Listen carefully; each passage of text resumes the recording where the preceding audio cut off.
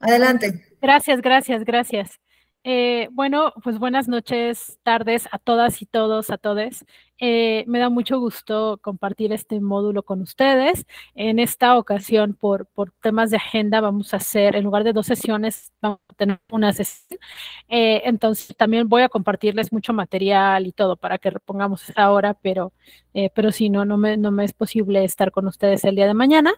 Entonces, vamos a tratar de aprovechar lo más posible esta sesión, que como ustedes saben, está dedicada al vínculo entre el proceso penal y sobre todo la garantía y protección de los derechos político-electorales y su vínculo con los delitos que, eh, que están diseñados para proteger estos derechos fundamentales.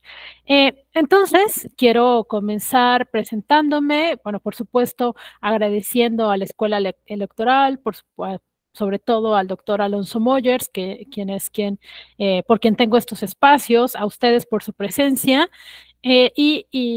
Bueno, esta es ya la, creo que cuarta sesión de este diplomado o edición de este diplomado, entonces he podido ir como refinando esta clase bastante con otras generaciones y por supuesto esta sesión también va a nutrir muchas de las discusiones que hemos venido construyendo. Quiero confesarles o bueno, compartirles que en esencia yo no soy especialista en derecho electoral. Mi trabajo se ha enfocado en dos vertientes. La primera, la actividades de litigio estratégico con perspectiva de género en el ámbito penal. Sobre todo he trabajado con mujeres privadas de la libertad. De allí la invitación que me hizo la Escuela Judicial por mi conocimiento del sistema penal acusatorio y sobre todo de amparo penal y de derechos humanos. Y ahora, y en la otra vertiente más académica, trabajo desde hace varios años con precedentes judiciales.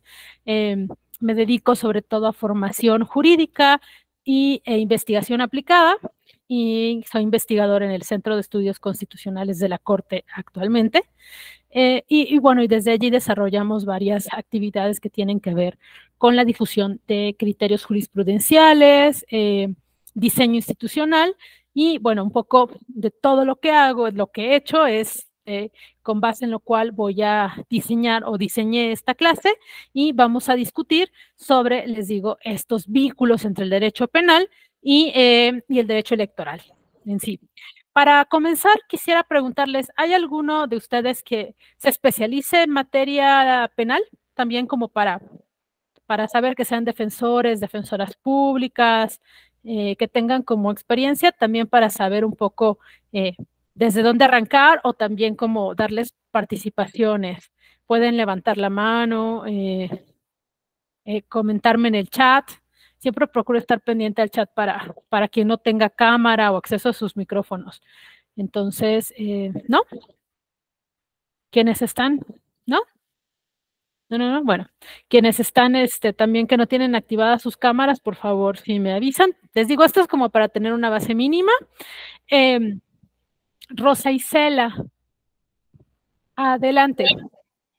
Yo tengo desde el 2009 en materia electoral, pero antes de eso estuve como 5 años en materia penal. Mm, perfecto, Rosa Isela. ¿En qué área eres defensora o en el área de impartición de justicia, procuraduría? Estuve en juzgado y litigando. Ay, excelente. Excelente. Entonces, nos vamos a apoyar, Rosicela, si te parece bien, con algunos ejemplos sobre todo.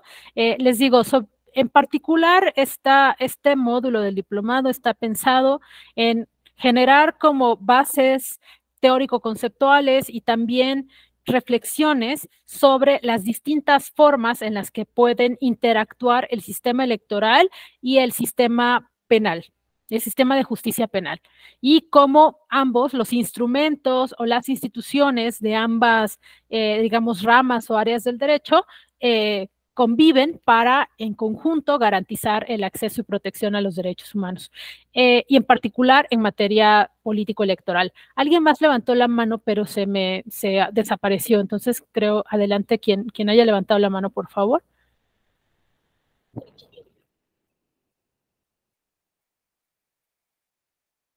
creo que era Karim o no sé, Karim o algo así. Perdonen que no. ¿No? Ok, ok. Voy a estar más pendiente. Les digo, en esta plataforma luego no duran las manitas levantadas, se desaparecen de manera muy rápida, entonces si no las alcanzo a ver, les pido por favor en el chat me recuerden para que pueda darles la participación. Eh, Vamos a comenzar. Traigo una presentación que voy a estar compartiendo y quitando para poderles también observar. Y en cuanto, digo, todas las participaciones, comentarios, observaciones son muy bienvenidas durante la sesión, no nos esperemos hasta el final. Les digo, si no veo las manos, por favor tomen el micrófono, no somos tantos, tantas. Entonces es posible que abramos los micrófonos. Luego hay sesiones como de 200 personas, me ha tocado en plataformas y ahí sí es una locura poder abrir micrófonos y tenemos que ser un poquito más ordenados, pero en este caso, les digo, estamos abiertas para escucharles también. Nada más para cada vez que tengan una participación, sí me gustaría conocer un poco de ustedes, ¿no? ¿Quiénes son? ¿Dónde están? Y también para ir aterrizando los ejemplos. ¿Les parece bien si comenzamos? ¿Mm? Cualquier reacción me ayuda muchísimo, gracias.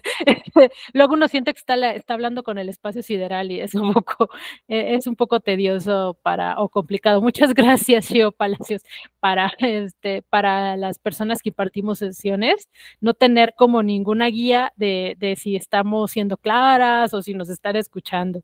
Entonces les agradezco mucho a quienes puedan como compartirme algún tipo de reacción para saber que vamos avanzando. Entonces, les voy a compartir, permítanme la pantalla, un segundo, y ustedes,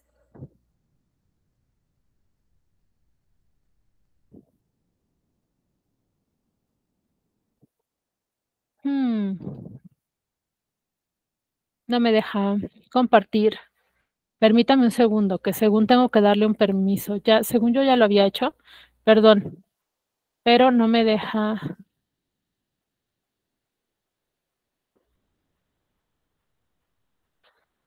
compartirles la pantalla.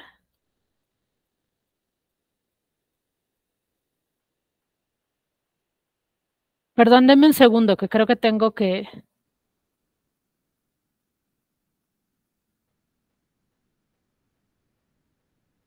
Eh, Kenia, ¿estás por ahí? Voy a cambiarme de equipo porque en este equipo no me deja compartir pantalla. ¿Me dan un segundo, por favor? Porque es la versión del Google Meets.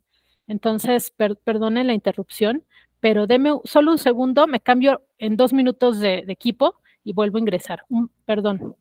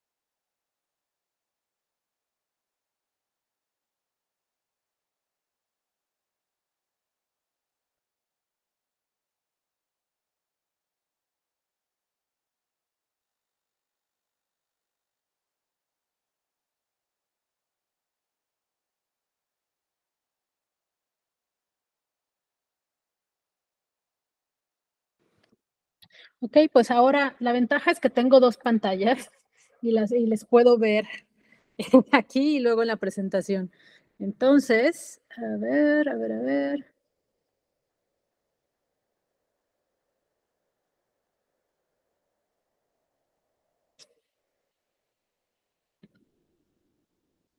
Listo.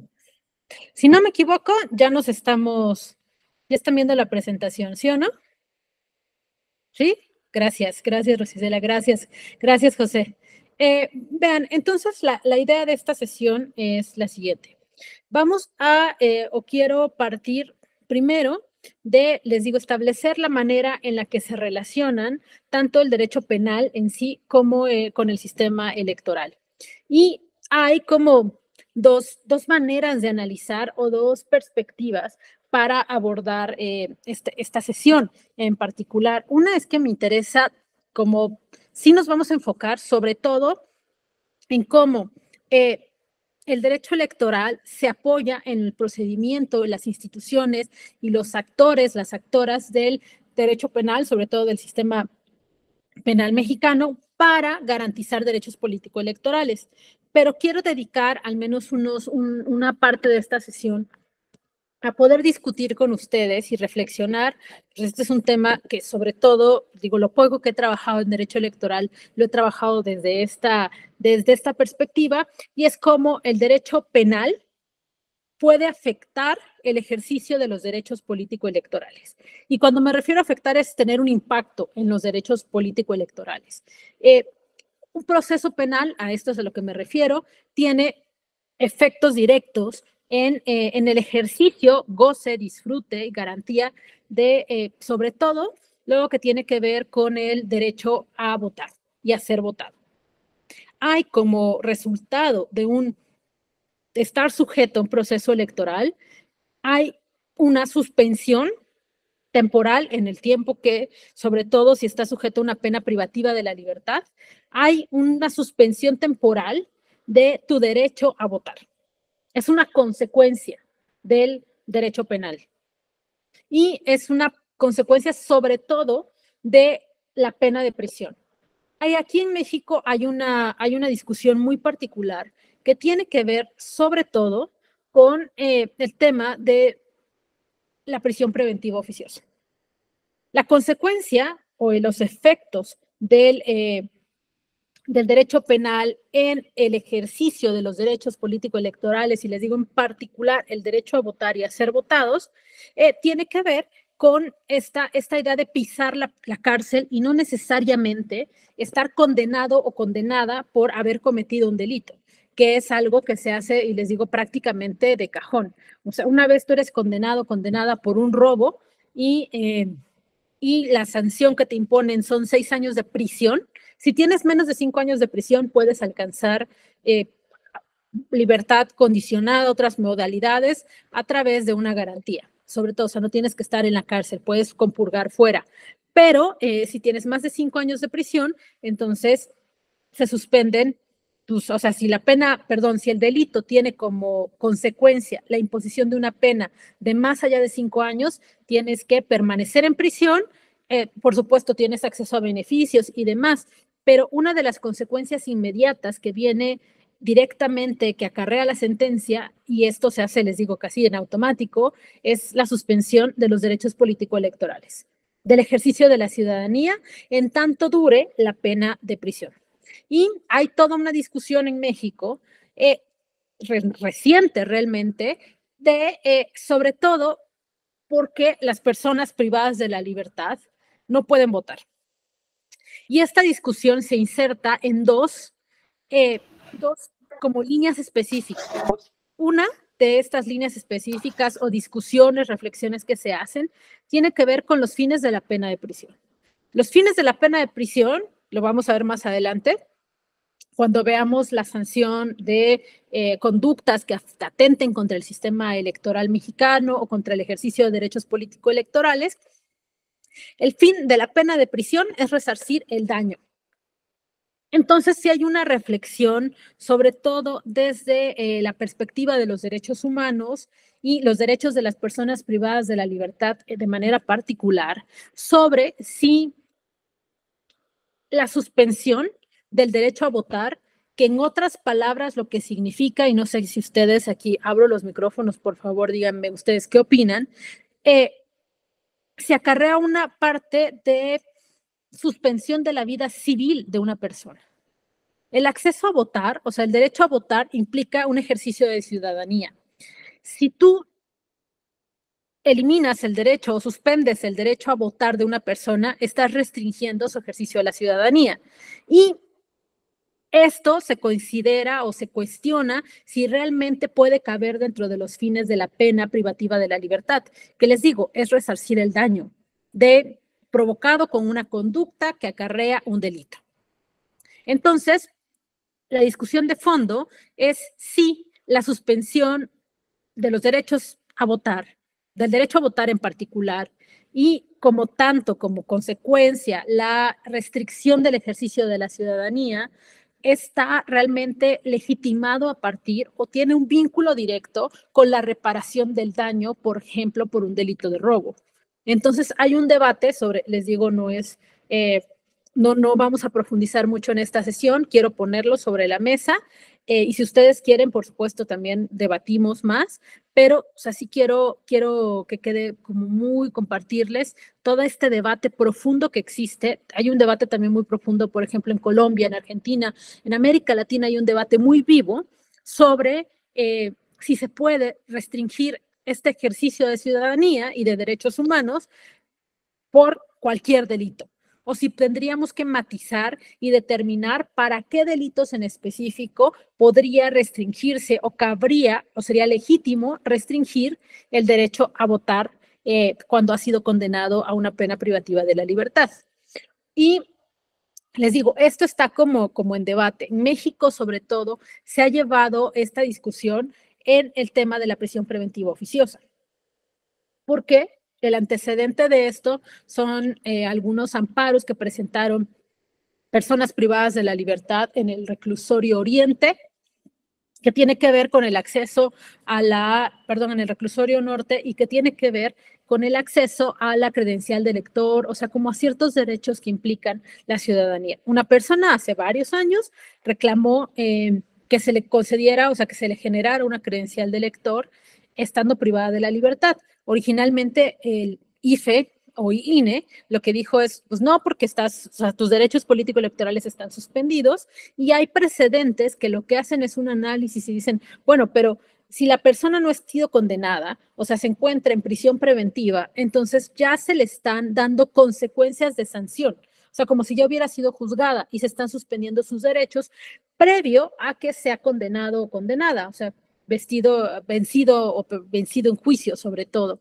Entonces, este fue como el primer antecedente hace ya cerca de una década en México y de allí comenzó como a debatirse, sobre todo, les digo, en casos de prisión preventiva oficiosa, donde las personas son privadas de la libertad como una medida cautelar, como una medida de prevención para evitar la prisión preventiva oficiosa tiene, digamos, dos requisitos, bueno, hay dos casos. La prisión preventiva como medida de cautelar en general tiene dos requisitos. Uno es que exista riesgo de fuga o que exista un riesgo inminente para la persona víctima o para sus familiares. Esta es la razón por la cual puedes acreditar o solicitar una prisión preventiva justificada, o sea, en cualquier caso, ¿no? Porque la persona presunta responsable pueda escaparse de la justicia o bien porque el hecho de que esa persona esté afuera implica un riesgo para las víctimas directas o indirectas del delito. Pero en México tenemos todo este gran debate sobre la prisión preventiva oficiosa. ¿Qué quiere decir la prisión preventiva oficiosa? Pues básicamente que puedes solicitar, bueno, ni siquiera solicitar, que no hay control judicial sobre esta medida cautelar y que la Procuraduría, la Fiscalía en particular, puede ordenar de inmediato, de manera, por eso se llama oficiosa directa, sin control judicial, sin acreditar nada, que una persona pase su proceso penal privada de la libertad. Y no hay que acreditar nada, por eso es oficiosa. Versus la prisión preventiva justificada, que sí existe para todo tipo de delitos. En México, la prisión preventiva oficiosa está, como varios de ustedes sabrán, como limitada a un catálogo específico de delitos, en particular los que tienen que ver con delincuencia organizada. Entonces, es como trascender la pena. O sea, el debate sobre la prisión preventiva oficiosa es sobre la legitimidad de esta medida cautelar y también si lo trasladamos a la arena electoral, es cómo estamos restringiendo el ejercicio de ciudadanía para una persona que no ha sido condenada realmente, o sea, que puede haber sido declarada inocente al final del proceso. Y ya han habido varios ejercicios. Otras de las primeras objeciones que habían también tiene que ver con la imposibilidad material de llevar a cabo elecciones en la prisión. Esto es de lo primero que te dirían varias personas, ¿no? O sea, es como de, a ver, ¿cómo que las personas privadas de la libertad van a votar? Si están privadas de la libertad, pues no pueden salir, ¿no? O sea, no pueden salir de la prisión, cómo van a tener acceso a las boletas, cómo se van a enterar de las campañas si están aislados y aisladas. Esto tema de la imposibilidad material se ha ido zanjando y en México varios de ustedes ya sabrán, y si no, me dicen, el 17 de mayo de 2021 se realizó la primera prueba piloto del ejercicio del voto en prisión. Y es un ejercicio bien interesante para personas en prisión preventiva. Y hay varios informes de la CNDH, de Documenta, que es una organización de la sociedad civil, que analizaron cuáles fueron los resultados de este ejercicio y de un segundo ejercicio que se hace. Ya hay una rescisión de la Sala Superior del Tribunal Electoral del Poder Judicial de la Federación que establece que realmente es inconstitucional privar del derecho al voto a las personas privadas de la libertad vía prisión preventiva oficiosa. Es decir, que no han sido vencidas en juicio todavía, que no han sido declaradas formalmente responsables. Y estos ejercicios son bien interesantes porque lo que determinó en esta sentencia que les coloco acá en la diapositiva es que tenía que establecerse primero, o sea, tenía que ser gradual, ¿no? Tenía que haber todo un programa para poder diseñar el mecanismo para ejercer el voto penitenciario. Y los resultados fueron, le digo primero y paulatinamente, garantizar el acceso al voto de manera más generalizada, sistemática. Y les digo, yo te traigo algunas cifras de este informe de la CNDH de 2022. Por ejemplo, en 2021 se hicieron en una de las jornadas electorales, hubo un total de 898 votos que corresponden al 100%, o sea, esta es la unidad analítica, son 898 votos. Estos fueron el número de personas privadas de la libertad que votaron. Antes de poder votar se hizo un registro. O sea, las personas que estaban interesadas, hizo una campaña de información en los reclusorios y las personas que estaban interesadas en ejercer su voto pidieron, se inscribieron en una lista, o sea, se hizo como una actualización, digamos, de la lista nominal, se hicieron verificaciones, demás, y lo que también tenía que hacerse es que a muchas de estas personas hubo que emitirles una credencial de elector. Cuando te detienen, te despojan de nada, entras, tú no tienes tus credenciales dentro de la cárcel, o sea, te quitan todo una vez que entras. Entonces, cuando se hizo esta lista, hubo que generar credenciales de lector, estableciéndolas, por ejemplo, como el domicilio, pues el lugar donde las personas estaban recluidas. O sea, es un ejercicio bien interesante como en temas de garantía de derechos, porque justamente lo que hace este ejercicio es demostrar que el acceso a los derechos político-electorales junto con otros derechos es un tema de medios y no de resultados. O sea, no significa que todas las personas privadas de la libertad vayan a querer votar, sino que el Estado mexicano está generando todos los mecanismos para que estas personas, pues, si están interesadas, puedan hacerlo. Y de nuevo, únicamente quienes están en prisión preventiva, no quienes están ya condenados. En este caso, les digo, no ha habido discusión. Hay quienes pugnamos porque en ciertos delitos debería permitirse y otras personas que dicen, no, para nada, esto es una locura, debate abierto. A mí, les digo, esto es un caso que me interesa mucho y que he ido dándole seguimiento en los últimos años desde que hicimos una investigación para el Tribunal Electoral con Corina Giacomelo sobre el ejercicio del voto penitenciario, mucho antes en 2017 fue este trabajo. Entonces me interesa en el tema y le he dado el seguimiento. ¿Qué es lo que pasó? Como resultado de estas 898 personas que votaron, el 15% 80.70% fueron mujeres y el 84.30% fueron hombres. Esto es consistente con una, digamos, tendencia que existe. La población penitenciaria femenina es menor en relación a la de los varones. Es infinitamente menor en relación a los varones. No quiere decir, o sea, esta cifra del 15% no debe ser leída como que las mujeres estuvieron menos interesadas en votar. Es proporcional a la cantidad de población penitenciaria que existe en el país. Y aquí pueden ver algunas fotografías de todo el trabajo que hizo.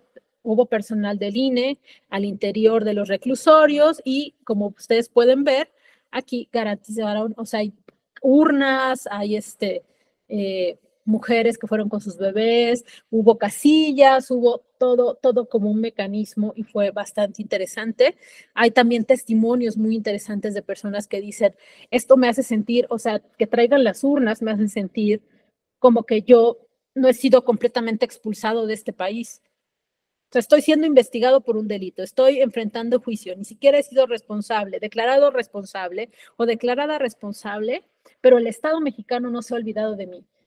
Les puedo compartir la presentación con los enlaces a los informes para que ustedes puedan, si les interesa, por supuesto, como analizar los resultados de este ejercicio que les digo, me parece por demás interesante porque justamente ataca o va en el corazón a los fines de la pena de prisión y sobre todo a este modelo punitivista de impartición de justicia penal que ha sido tan cuestionado y bien cuestionado en nuestro país. Entonces, les dejo allí también, por supuesto, si hay comentarios, preguntas específicas, adelante. ¿Preguntas de este ejercicio? ¿Algo que quieran compartir? ¿No? Vale.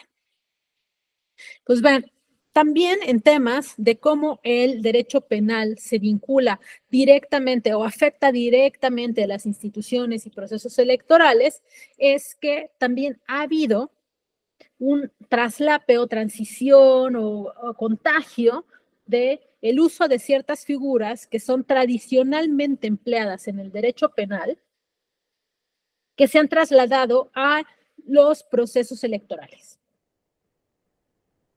De figuras jurídicas importantes. Y una de estas en particular que he podido identificar, habrá otras, pero la que les digo me ha parecido súper interesante es esta figura jurídica de la cadena de custodia.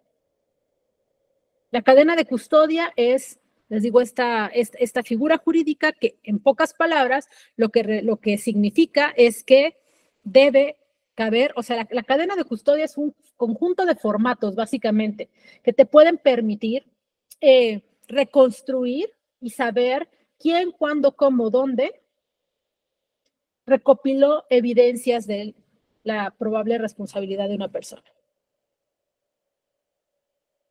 ¿Quién fue, por ejemplo, si hubo un robo? ¿Quién fue la persona que recibió la denuncia? Si hubieron las pertenencias, quién recopiló el testimonio, dónde se resguardaron las evidencias, todo esto. Eso es la cadena de custodia. Es un sistema en México, o sea, originalmente esta figura se origina en los Estados Unidos y formalmente la cadena de custodia era un conjunto de documentos donde podías ver quién manipuló, quién estuvo, quién participó en la integración de la investigación y cada elemento de la investigación. O sea, tiene básicamente con la cadena de custodia, tienes que tener certeza de cómo se integró la investigación, cómo se integró la carpeta de investigación, de dónde surgieron las pruebas, cómo fueron recopiladas, quién las analizó, o sea, cualquier detalle. Y les digo, originalmente, hace muchísimos años en Estados Unidos eran formatos. Hoy es un sistema electrónico, básicamente, que te permite observar. ¿Y qué es o ya en términos analíticos, o sea, en términos de procesos penales, lo que se debe garantizar es que no se haya roto la cadena de custodia? O sea, que tengas claridad sobre qué pasó durante la etapa de investigación y no tengas dudas. Porque si tienes dudas, opera un principio favorable a la persona privada a la persona probable responsable de la comisión del delito. Entonces, ha sido bien interesante que este tema de la cadena de custodia, esta figura, esta noción jurídica de la cadena de custodia, ha sido trasladada a los procesos electorales. No penales electorales, sino procesos electorales. Por ejemplo, hay una sentencia emitida por la Sala Regional del Distrito Federal en 2011, donde retoman esta figura sobre las elecciones municipales en Puebla en 2010, analizan. Y sobre todo lo que tienen que ver es, usan esta figura para decir, al final, las elecciones, los procesos de elecciones, ustedes lo sabrán mejor que yo, tienen una serie de pasos, ¿no? Condiciones. Hay quien debe hacer qué, ¿sí o no? Está establecido legalmente, ¿no? ¿Cuándo, cómo, dónde se debe hacer qué? ¿Qué persona es responsable de generar la papelería electoral? ¿Qué persona es responsable de todo, no? O sea, todo esto, quién, cuándo, cómo, dónde, está establecido legalmente.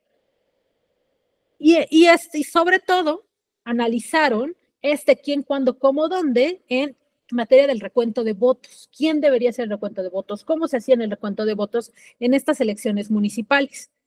Y lo que hicieron fue analizar si se había roto la cadena de custodia. O sea, hicieron como un mutatis mutandis de la cadena de custodia penal para analizar si los procesos electorales, y sobre todo este recuento de votos en las elecciones municipales de Puebla, había cumplido con todos los elementos y todos los pasos, y si las personas responsables de hacer A habían hecho A y no B, por ejemplo. Esa fue como el uso de la noción de cadena de custodia en esta sentencia. ¿Y qué tiene que haber? Para cada acción tiene que haber una evidencia, un dato de prueba de quién hizo qué o cómo lo hizo, en qué momento, si tenía facultades o no.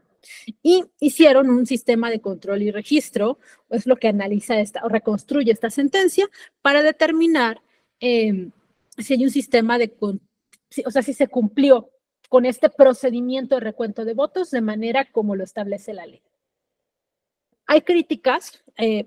Ramos Sobarzo tiene un artículo bien interesante que habla sobre, es una crítica realmente a la inviabilidad de la cadena de custodia en materia electoral.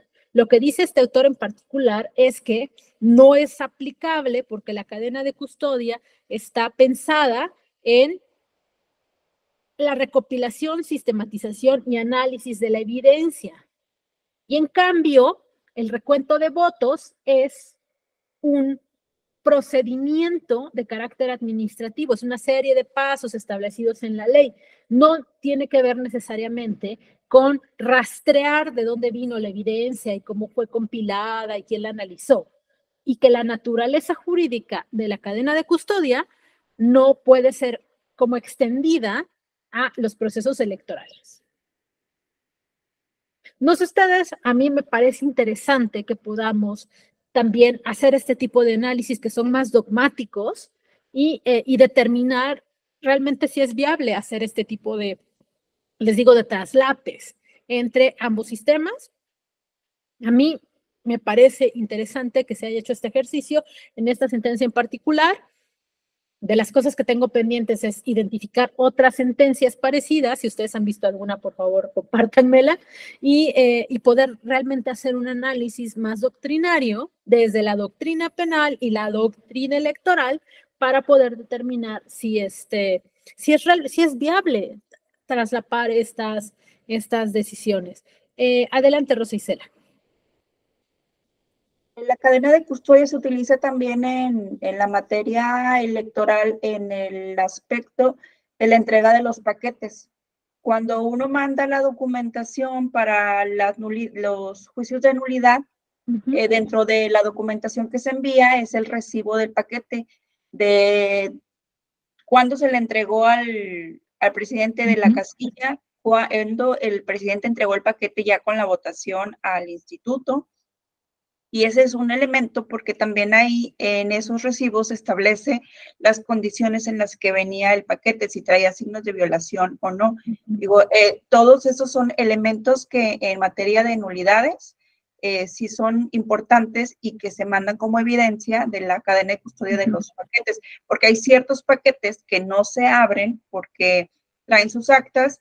Y los partidos políticos en ocasiones pues quieren anular la votación porque no se hizo el recuento de esos votos. Y ese es uno de los elementos que se manda para que el tribunal lo analice, el que no trae signos de violación y que coinciden las actas y las votaciones.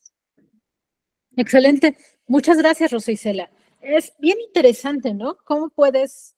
A mí todavía me quedan dudas. O sea, sé que se usa y tal, pero me quedan dudas realmente si puede ser aplicable o si tiene que haber matices. Es un tema de análisis necesario, me parece, que no le hemos dado el tiempo de analizarlo profundamente. Pero de que se aplica esta figura y es otro ejemplo, como nos decía Rosa Isela, también el manejo de la papelería, de las casillas, es otro ejemplo de cómo el derecho penal ha impactado al sistema electoral. No únicamente en materia de de delitos de naturaleza político-electoral, ¿no? Sino también como en la parte más sustantiva, en la parte más doctrinaria, estas figuras se pueden trasladar de un sistema, o sea, figuras que nacieron para el sistema penal han sido trasladados también al sistema electoral como tal. No necesariamente para investigación de delitos, sino para el análisis de los procesos o procedimientos de naturaleza electoral. Y les digo, sí me cabe dudas, no estoy diciendo que no estoy de acuerdo, ¿no? Solo quisiera poder analizar mejor si realmente hasta dónde podemos estrechar la figura de la cadena de custodia y qué tan viable es. O si lo más recomendable sería crear una figura específica para la materia electoral, que cumpla con los fines, pero de mejor manera. Les digo, no tengo todavía un criterio, es algo que me interesa estudiar, pero, y también si alguien quiere estudiarlo, por favor, me dicen qué decisiones han identificado, etcétera. Marciano Nicolás, adelante, por favor.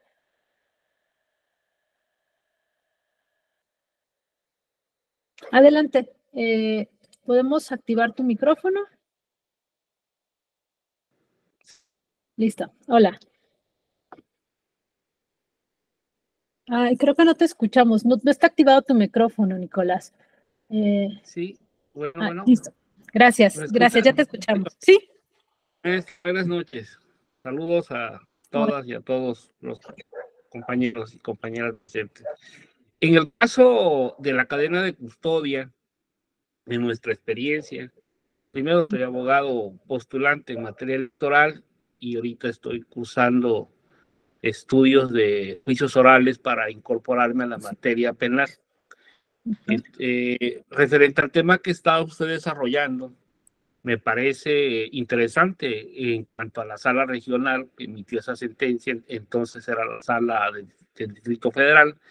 En el caso de Quintana Roo, en la elección de 2016 para elegir gobernador, cierto partido político impugnó el lineamiento que se debía de seguir para recoger los paquetes electorales. Había módulos itinerantes y módulos fijos donde se concentraba la paquetería electoral. Impugnó el lineamiento porque no había una garantía per se de cómo se iba a controlar el que iba recogiendo los paquetes electorales, por ejemplo, los que pertenecían a la isla de Cozumel, a la isla de Islas Mujeres, y había esa situación, a los que estaban en la isla de Holbox, se creó la figura de el módulo itinerante para ir recogiéndolo y luego los módulos fijos para concentrarlos.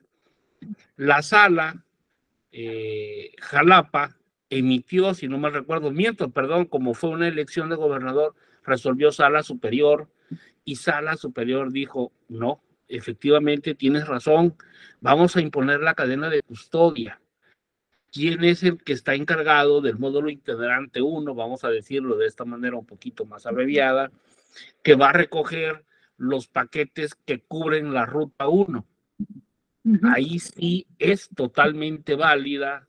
En cuanto a usted decía que el cómputo de los votos, la cadena de custodia del cómputo de los votos no le cuadraban a usted del todo, y tiene mucha razón, porque cuando hacemos el recuento de cada casilla, pues los que intervenimos son diferentes personas. No podría haber una cadena de custodia con exactitud, porque desde el momento en que están concentrados, ya en un solo lugar y se reparten durante varias mesas de trabajo, ahí la cadena de custodia pues ya no habría un responsable específico al momento de computar 5 paquetes electorales. Sin embargo, aquí en la sentencia que se emitió por parte de Sala Superior, repito, elección 2016, no recuerdo el número, ahí sí una disculpa, sí fue muy, muy importante porque obligó al Instituto Electoral de Quintana Roo a que emitiera un nuevo lineamiento que garantizara la cadena de custodia. ¿Por qué? Porque ahora sí le puso una bitácora. Claro, es cierto, no significa la cadena de custodia en estricto sentido una aplicación como en el derecho, obviamente, penal como tal, en estricto sentido, pero por eso la jurisprudencia de la sala dice, hey, mutatis mutandi, aplícala, vela adecuando los principios del derecho penal, velos aplicando al procedimiento sancionador electoral. Sin embargo, aquí fue de muchísima importancia porque le puso los candados que no se tenían con antelación para que alguien pudiera manipular los paquetes electorales. Entonces, decir per se es inviable la cadena de custodia es decir alguien que obviamente no ha participado en lo que significa la complejidad del proceso electoral que nos garantice pues la certeza. Sin la cadena de custodia en la recolección de esos paquetes electorales como ocurría antes, cualquiera los recogía y cualquiera los concentraba, pues no nos daba la certeza a los partidos políticos de que hubiera efectivamente una garantía de que ese paquete no lo iban a cambiar. Segundo, que no fueran a alterar los resultados. Tercero, que no se fuera a abrir el paquete. Por eso nació la cadena de custodia para la recolección de los paquetes, porque claro que se daba en ese país todo eso, de negarlo o decir lo que no se da, pues es tener un desconocimiento también de lo que está pasando en los estados. Entonces sí consideramos que la cadena de custodia es un verdadero candado a que se cumpla la certeza y la legalidad de esos actos que ya se convirtieron en actos públicos. Si tu tribunal dices que deben de prevalecer los actos públicos de la jornada electoral, bueno, dame la garantía a mí, participante, dame la garantía a mi ciudadano, dame la mía, la garantía a todos los que estamos involucrados en un proceso electoral de que efectivamente se va a respetar la voluntad popular. Entonces, es muy buena la cadena de custodia para la recolección de los paquetes electorales, porque nos da garantía. La sentencia es muy, como siempre, cuando quiere la sala, pues obviamente hace un trabajo ejemplar y nos dice, a ver, te lleva de la mano, ¿no? A ver, paso 1, paso 2, fíjate bien lo que te estoy diciendo, los efectos, para que hagas cumplir una cadena de custodia. Y gracias a eso se lograron unas bitácoras que pudieron dar la certeza de que efectivamente se pudiera contar con eso, porque además en el primer lineamiento no se requería, aclaro, que hubiera representantes de partido, cuando es una garantía acompañar al presidente que lleva el paquete electoral a su destino final. Y ahí con la sentencia le dijo, no, tú no puedes excluir a los representantes de partidos políticos a que te acompañen a su destino final. Entonces los partidos políticos pudimos nombrar representantes en los módulos itinerantes y representantes en los módulos obviamente que recibían obviamente la paquetería. Efectivamente, cuando llega el destino final, la cadena de custodia termina, voy a decirlo en este sentido, desde que se entrega el paquete hasta que llega a la bodega donde será guardada, ¿verdad? Ese paquete que llegó va a ser guardado y ese presidente tendrá ahora sí en su poder la expedición de un recibo de entrega del paquete. Entonces, para nosotros que litigamos esta materia, es muy importante, ¿no? Claro que hemos ganado, hemos tirado casillas gracias a la expedición de ese recibo que no coincide con los momentos que dicen que se deben de entregar. Entonces, sí es trascendente, o sea, decir así de entrada, no, sí, no le veo viable, no, sí es muy viable y claro que tiene muchos efectos. Gracias, maestra, y disculpe por extenderme. Prometo no te interrumpir. preocupes, Nicolás. Es bien importante y coincido contigo plenamente en la parte de que es importantísimo tener lineamientos y de que o sea, como la introducción de esta noción de cadena de custodia, como tú nos has dicho y nos has como explicado muy bien, ha sido fundamental para garantizar la legalidad del proceso y verificar que todo el manejo de la paquetería electoral sea adecuado. Un poco, y ahora le doy la palabra a Gabriel, la discusión es más dogmática, Nicolás. O sea, es en temas de dogmática penal y dogmática electoral, no tanto a nivel procedimental, de que debemos contar con lineamientos, de que es importante saber quién, cuándo, cómo y dónde maneja la paquetería, si se vencieron los sellos o no, cómo se empaquetaron las boletas. O sea, eso es indudablemente importante. La discusión, te digo, más teórica es pensar si la noción de la cadena de custodia es la más adecuada para establecer estos lineamientos o si debe desarrollarse una figura especializada para el derecho electoral o para el sistema electoral. Porque, y te digo, y no es algo en lo que haya profundizado, estoy camino un poco a estudiarlo y poder tener una noción más, digamos, más informada. Lo poco que he podido analizar es que sí tenemos como que darle, me parece importante como darle una pensada y poder analizar, porque la cadena de custodia, en esencia, tiene que ver con tratar a la evidencia. Y en este caso se está haciendo mutatis mutandis a la papelería electoral, las boletas, todos estos instrumentos como si fueran evidencia. Pero la evidencia tiene que ser evidencia de un ilícito. Entonces, en este caso, la papelería electoral de que es evidencia de la jornada electoral. Entonces, no necesariamente que no se puede usar como tal, pero que sí tenemos teóricamente que trabajarla más para tener como mayor claridad. Y esto no quiere decir que no sea importante o que no sea necesario contar con estos lineamientos, sino un poco a nivel teórico, tenemos todavía que analizar más cuáles son los alcances de esta figura. Pero te digo, dándote toda la razón y coincidiendo contigo en lo esencial que ha sido contar con lineamientos específicos de quién, cuándo, cómo y dónde tiene acceso a esta papelería. Adelante, Gabriel. Gracias, buenas tardes, buenas noches. Es una discusión innecesaria porque al final de cuentas, como lo dice, es una discusión meramente teórica de si aplica o no en materia penal. Sin embargo, la cadena de custodia, tal como lo comentó Marciano, no se inicia ahí en el recuento de votos en la casilla, se inicia mucho antes, desde la impresión del material electoral, su distribución, la entrega en la casilla, el recuento, y se extiende más allá de cuando entrega el presidente de casilla su paquete, porque de toda esa cadena, que se llame de custodia como se llame, no deja de ser una cadena, una serie de pasos concatenados entre sí, que son indivisibles, que si falta uno, ahí se rompió todo y puede ser objeto u origen de un medio de impugnación o de un delito, dependiendo de sea materia electoral en estricto sentido, un medio de impugnación, o de la comisión de algún delito ya en materia, ¿no? En la comisión de un delito electoral.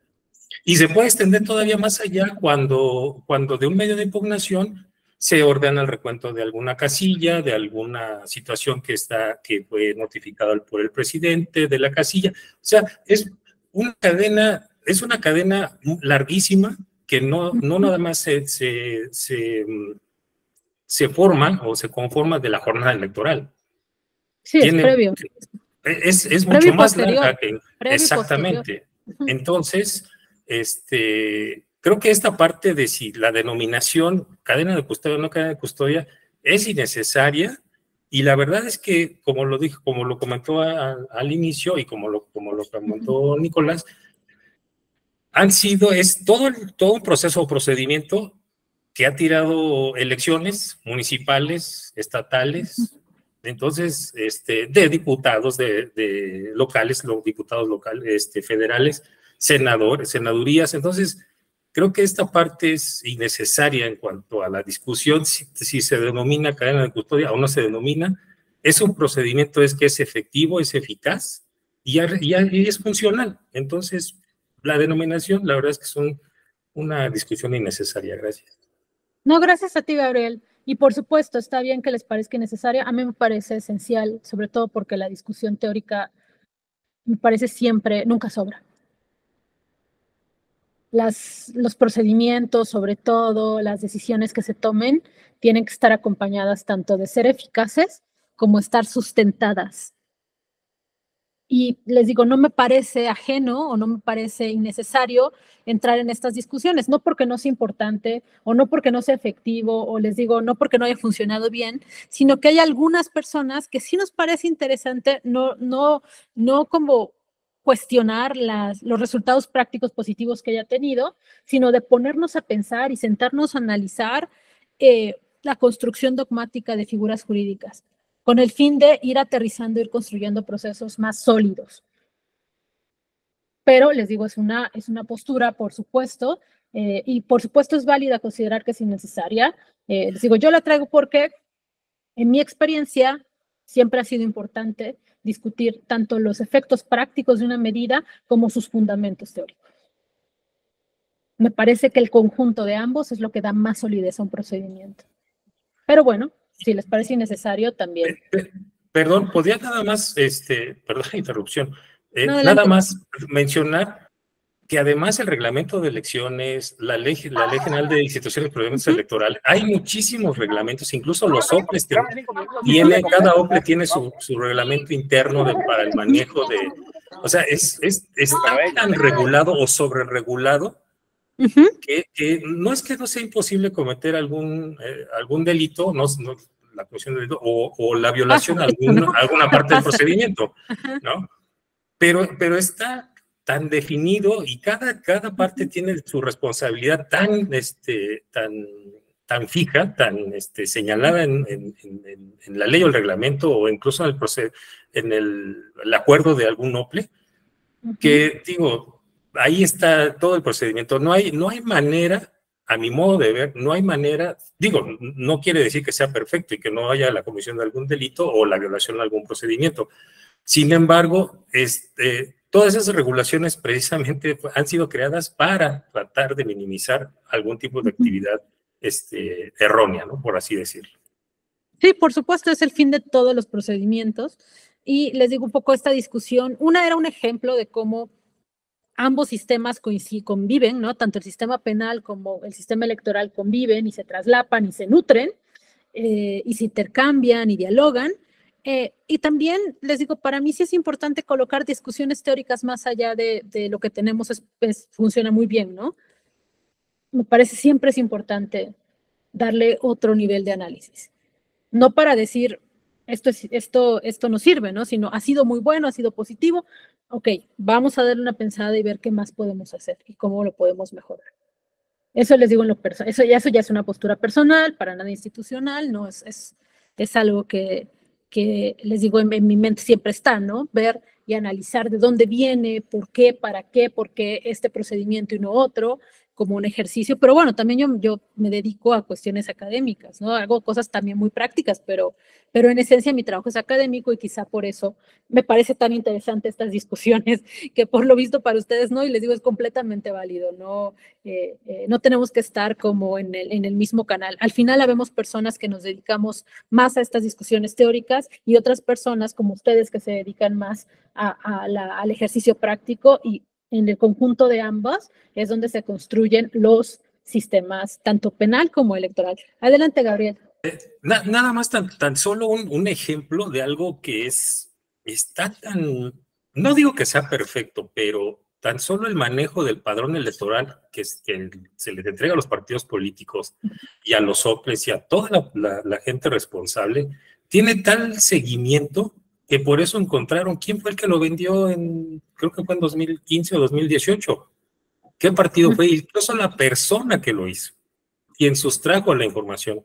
O sea, porque tiene tal medida esa cadena de custodia esa cadena de responsabilidades para cada uno de los partidos que designó a la persona que iba a ser el responsable de su manejo, de su cuidado, de su seguridad, que ahí tenemos la eficacia, no digo que sea perfecta, pero que es, y está en el reglamento de elecciones, todo ese procedimiento del manejo del padrón electoral tiene su razón de ser, es funcional, digo, es efectivo, no que sea perfecto, y es un ejemplo de todo este manejo que puede haber, de algo que no es tan simple porque es lo más importante, ¿no? El padrón electoral. Por supuesto. Muchas gracias, Gabriel. Excelentes ejemplos. Avanzamos, si les parece bien. Y avanzamos, les digo, sobre todo, ahora quiero como compartir un poco, digo, esta es una parte donde conviven, pero tenemos más al sistema penal impactando al sistema electoral. Y ahora lo que quiero compartir con ustedes es cómo el derecho electoral impacta al sistema penal. Cómo el derecho electoral se apoya del sistema penal, de los procedimientos penales de las instituciones, para poder garantizar el ejercicio, goce, disfrute de los derechos político-electorales. ¿Cuál es en este caso? Y esto es bien importante porque al final todo el derecho penal está construido a partir de bienes jurídicos tutelados. O sea, los fines del proceso penal es proteger bienes jurídicos tutelados. ¿Qué son bienes jurídicos tutelados? Pueden ser derechos como tal, bienes, propiedades, o sea, como una cadena. Siempre lo importante en materia penal es identificar, es como el ABC, identificar el bien jurídico tutelado. Cuando el derecho electoral se apoya del derecho penal, el bien jurídico tutelado es el régimen democrático mexicano. Eso es el corazón de lo que se procura proteger o garantizar el acceso. Por ejemplo, en un caso de robo, el bien jurídico tutelado es la propiedad.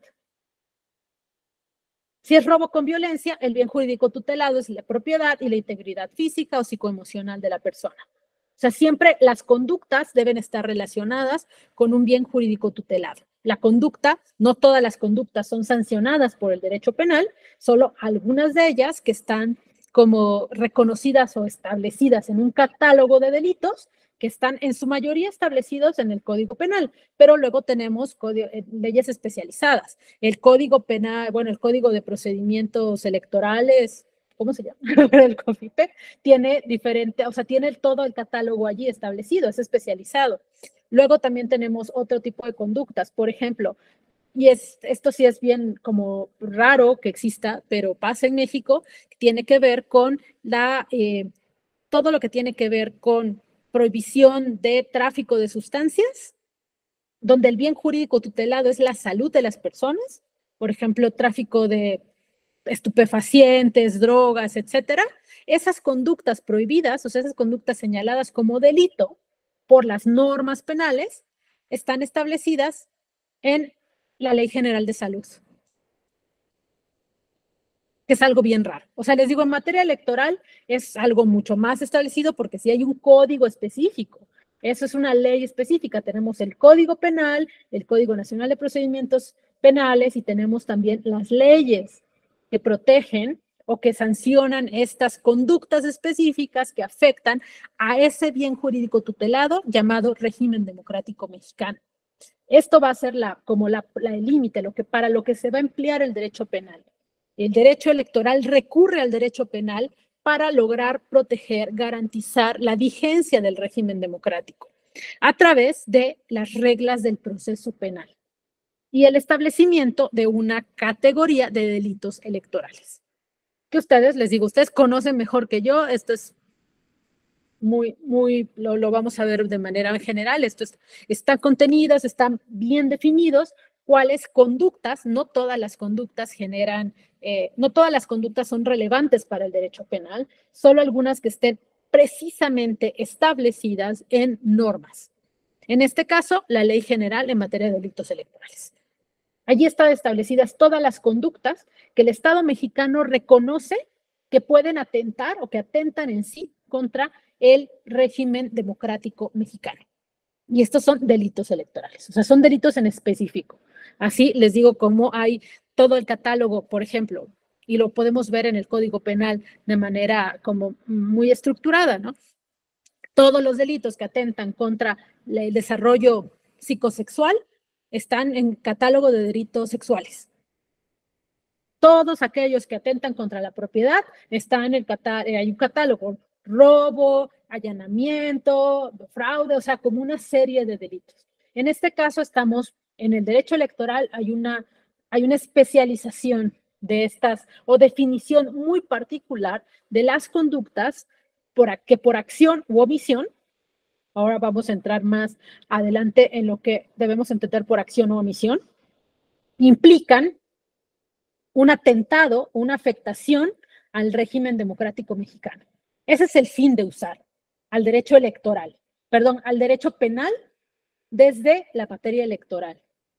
En eso nos vamos a concentrar en lo que resta de la sesión. ¿Quiénes intervienen en un procedimiento penal en sí? Tiene que haber una víctima, o sea, en términos generales, siempre hay una víctima directa o indirecta, que es quien resiente el daño. Por ejemplo, en materia penal, les digo, siempre en materia penal hay un bien jurídico tutelado que se considera de interés social.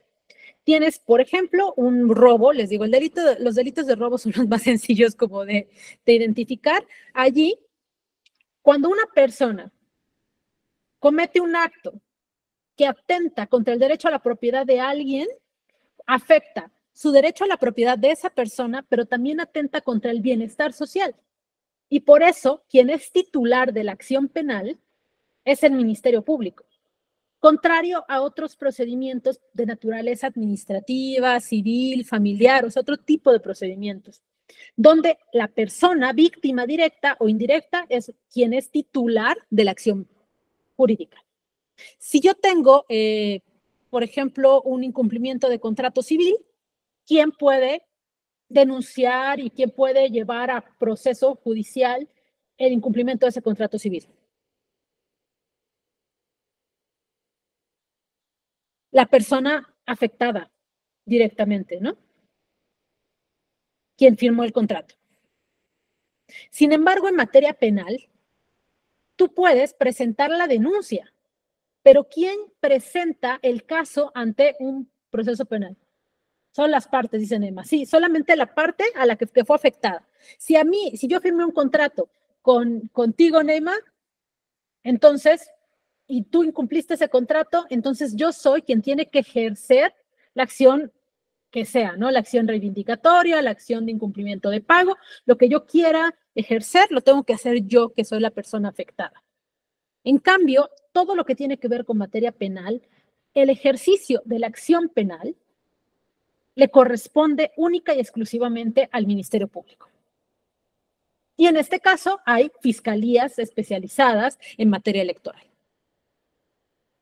¿Hay una víctima directa? Es posible, por ejemplo, en un caso de violencia política en razón de género. Una candidata a diputada puede ser la víctima directa de esta conducta, ¿no? Están haciendo actos que afectan, que la violentan políticamente por su carácter de candidata y la afectan a ella directamente. Ella es la víctima directa. Sin embargo, ella puede denunciar, pero ¿quién lleva el procedimiento ante un juez penal? La fiscalía. Hay como este carácter donde hay un ministerio público, una fiscalía especializada, que es quien es responsable de no solamente integrar la averiguación, sino además de ejercer la acción penal. Y entonces tenemos tanto a la víctima directa, que es la persona que resiente el daño directa o indirectamente, también pueden ser los hijos de la diputada, por ejemplo, si se extiende, o sea, y como irradia también este tipo de conductas o omisiones, pero al final, quien es titular de la acción, porque se considera, esto es como la esencia del sistema penal, es considerar que ese daño que se puede hacer a una persona en lo particular o a un grupo de personas genera una afectación de interés social.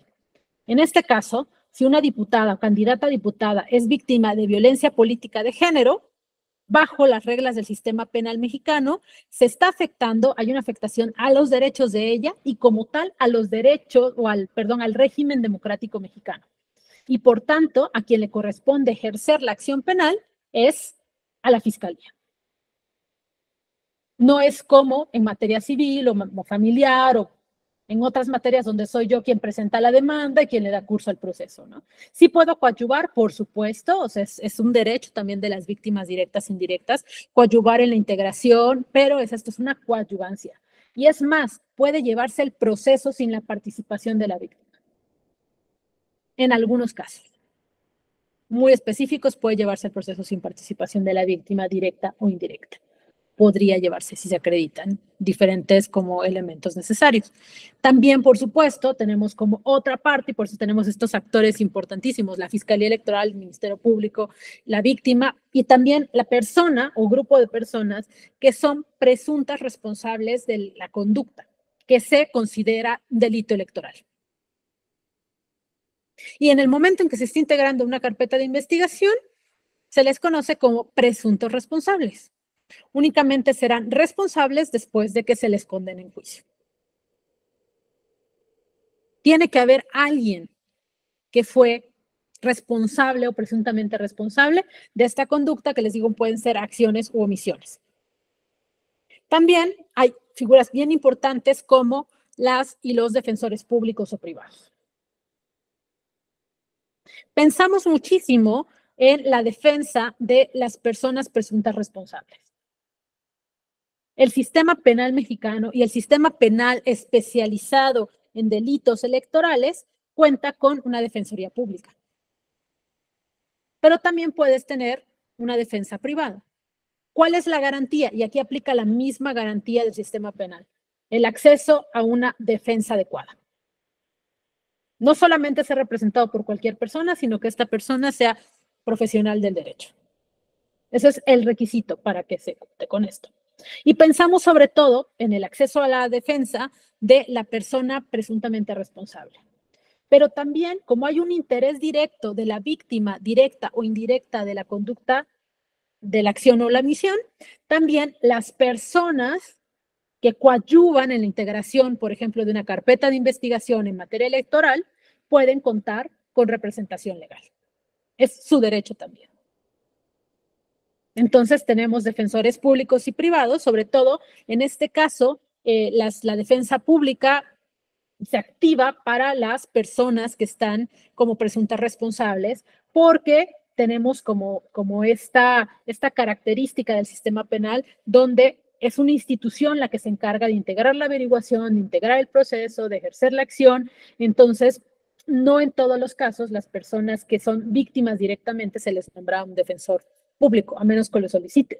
Entonces, sí, pero sí tienen asesores legales y muchas personas se acompañan sobre todo de defensa privada. ¿Para qué? Para impulsar a las fiscalías a que integren la averiguación, para monitorear cómo la hacen o incluso para que se lleve a cabo el debido proceso y que tampoco se les revictimice. Por ejemplo, imagínense una mujer que ha sido víctima de violencia electoral por razones de género. También está en su interés que más allá de que se integre la carpeta de investigación, más allá de que se sancione, no se le revictimice a ella en la investigación. Y para eso puede contar y tiene todo el derecho de contar con representación legal. Por eso es otra figura importante. Y después tenemos las y los jueces penales. Así, en este caso tenemos fiscalías especializadas en materia electoral, quienes integran las carpetas de investigación, quienes ejercen la acción penal en su caso, pero no tenemos jueces y juezas especializados en materia electoral. Son jueces y juezas especializados en materia penal como tal, que conocen, ya depende del tipo aquí ya el código nos define, qué conductas son de jurisdicción federal y qué conductas son de jurisdicción local. Pero en este caso, un juez o jueza penal puede conocer, por ejemplo, un juez o jueza de procesos penales federales puede conocer tanto de un delito de carácter electoral como de un delito de delincuencia organizada. No hay ese grado de especialización en la judicatura. Únicamente en la etapa de investigación con la Fiscalía Especializada en Delitos Electorales.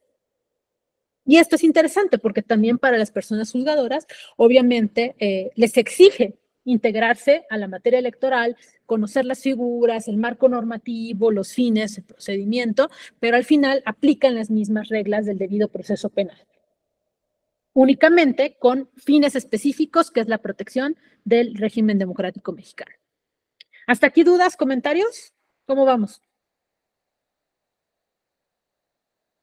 ¿Cómo vamos? Si las estoy aburriendo, me dicen, ¿eh? Y vamos ajustando sobre la marcha. Entonces, les digo, vamos a avanzar acá.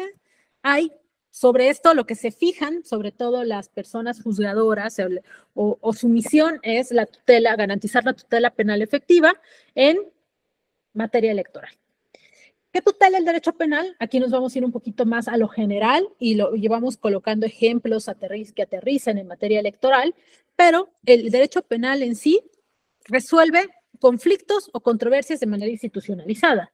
Y conflictos o controversias que están radicados, no cualquier conflicto, sino aquellos conflictos que engarzan o entrañan o la posible comisión de un delito. Entonces es una resolución de controversias institucionalizada que, como otras ramas del derecho, otros procedimientos se generan para buscar paz social, para evitar que las personas se hagan justicia por propia mano, para evitar cualquier otro mecanismo, y ustedes en materia electoral lo habrán visto. O sea, mientras más se refinan los procedimientos electorales, no solamente es verificar que todo el manejo de la papelería electoral sea completamente legal, porque le importa a los partidos políticos, sino también porque en una de estas, eso puede terminar en un linchamiento en una comunidad, el robo de una papelería electoral. O sea, tiene como esos alcances el derecho penal también. Evitar que ese tipo de estallidos sociales terminen, ¿no? Si llegan a ocurrir. Y les digo, yo soy de Chiapas, entonces imagínense cuántos casos he visto de conflictos originados por el robo de casillas. Es materia de todos los días. Entonces, de cada jornada electoral, por fortuna, quisiera decir ya no tanto, pero sigue pasando, pero al final refinar los procedimientos, que puedan sancionarse a las personas, lo que va haciendo es decir, si esto ocurre, tienes un mecanismo institucionalizado para solucionar esta controversia y no tienes que detener a las personas presuntamente que robaron una casilla y lincharlas. O sea, es básicamente eso, digo, dicho de una manera muy burda, pero busca al final de todo proteger, sí, el sistema electoral mexicano, el sistema democrático mexicano, pero garantizando un bien público y la paz social. Lo que sea que esto significa, que les digo, tiene un término muy amplio, no quiero decir que es irrelevante, ¿no? Sino que tiene dimensiones tremendas. O sea, la garantía del sistema democrático mexicano está enraizado, está así, junto con pegado, vamos a decir, y aquí estoy usando el término chiapaneco, junto con pegado con la paz social, la vigencia del régimen democrático mexicano. Y como todo procedimiento electoral, como todo procedimiento penal, no únicamente en materia electoral, lo que velan las autoridades judiciales y también están las fiscalías especializadas, están siendo autoridades, están vinculadas por la disposición del artículo 1 de la Constitución Política de los Estados Unidos Mexicanos, que establece que cualquier autoridad en el ámbito de sus facultades, o sea, sean autoridades judiciales, sean fiscalías o sean autoridades electorales que son formalmente de carácter administrativo, están obligadas a promover, proteger, garantizar los derechos humanos y reparar sus violaciones, en dado caso. Los procedimientos penales en sí se consideran una garantía de derechos. Si podemos desempaquetar qué significa promover, proteger, respetar y garantizar, me faltó respetar acá. Ahora respondo la pregunta de Neima, dame un segundo. Promover, respetar, proteger y garantizar los derechos. Promover, proteger y respetar es un tema previo a la violación. Es de posible violación de un derecho humano en general. ¿Cómo promueves? De inicio, no violentando derechos. ¿Cómo promueves? Obedeciendo las leyes, o sea, siendo las autoridades electorales las primeras que respetan las leyes, es una forma de promover que otras personas respeten las leyes electorales.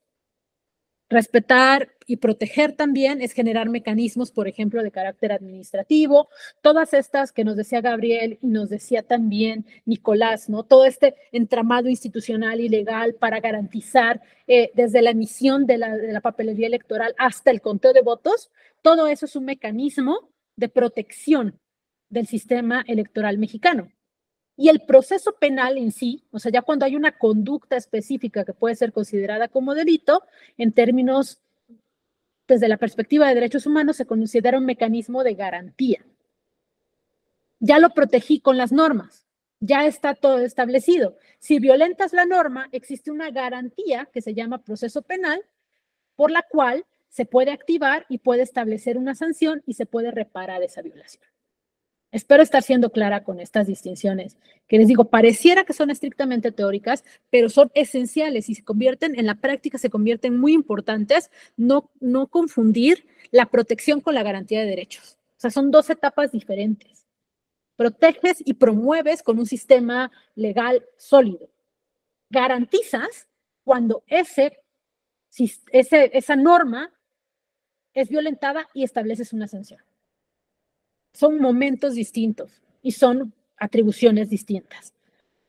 Voy a responder la pregunta de Neima. Neima, yo estoy a favor de que voten, sí, solamente que con matices. O sea, sí creo que debería extenderse el derecho, Neima, el derecho a las personas privadas de libertad a votar, aún sean sancionadas por la comisión de delitos, por ciertos delitos, no en todos los casos. Sí creo que tendríamos que entrar a esa discusión. Y ahora, hasta aquí como alguna duda, comentario sobre las reglas de promoción, protección, garantía de derechos. Ok. ¿Cuál es toda garantía acarrea una sanción? Y esta sanción puede ser de diferentes tipos. O sea, si tú violentas el sistema democrático mexicano como bien jurídico tutelado del derecho penal, tienes una sanción que puede ser de diferentes tipos.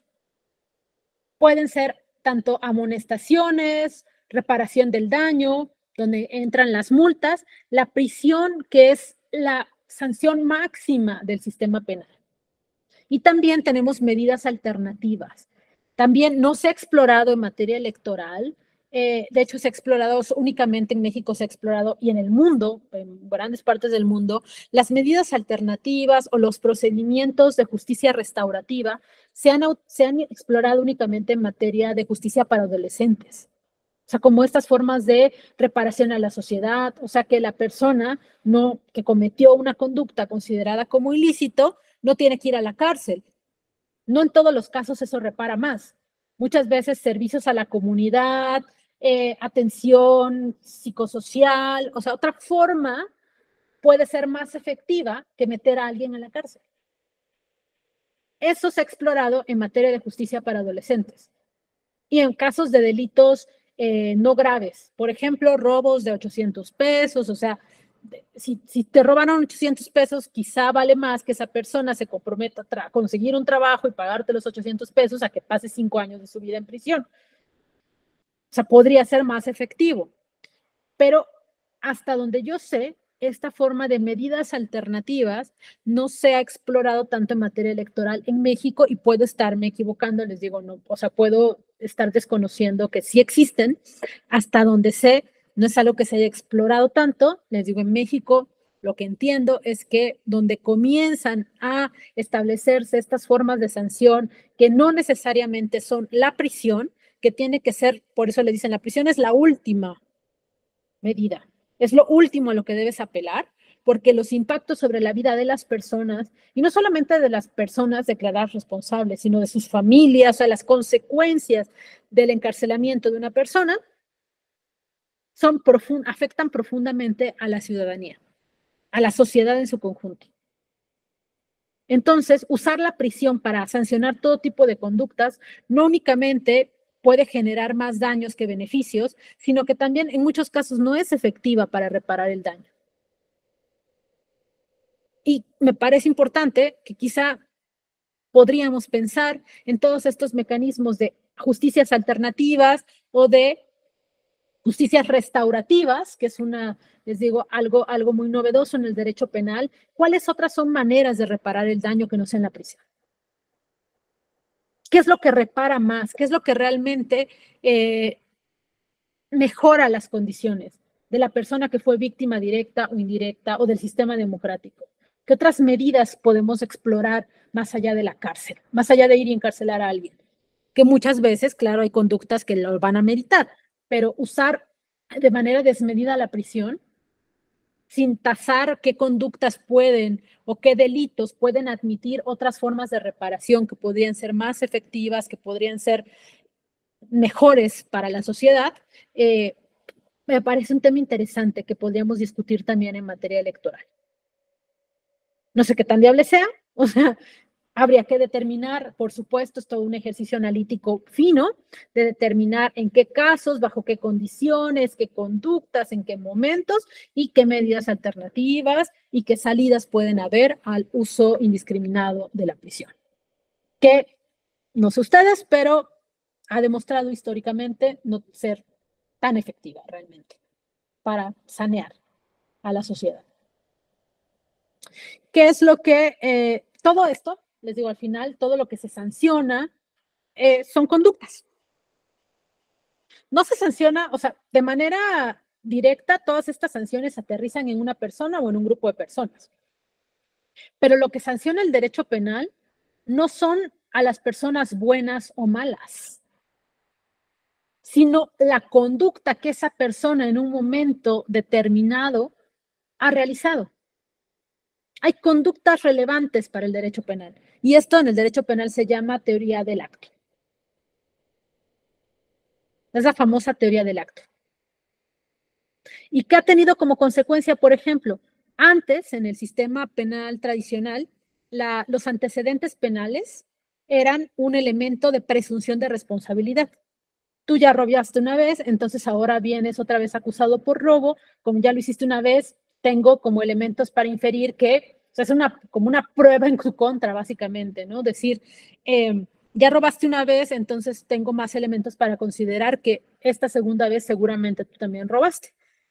Ese tipo de conductas están prohibidas en el sistema penal acusatorio mexicano.